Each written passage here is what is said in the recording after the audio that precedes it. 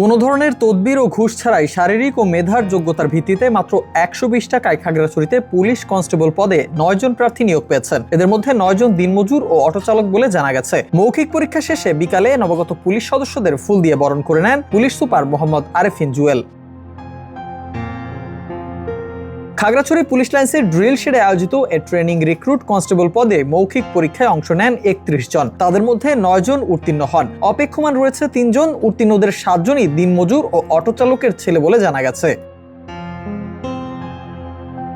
নিয়োগ পরীক্ষায় উত্তীর্ণ প্রার্থীদের অভিনন্দন ও তাদের পরবর্তী করণীয় সম্পর্কে ব্রিফিং করেন পুলিশ সুপার মোহাম্মদ আরেফিন জুয়েল। তিনি বলেন, শারীরিক ও মেধার যোগ্যতার ভিত্তিতে আপনারা সবাই আজ এ জায়গায় এসেছেন।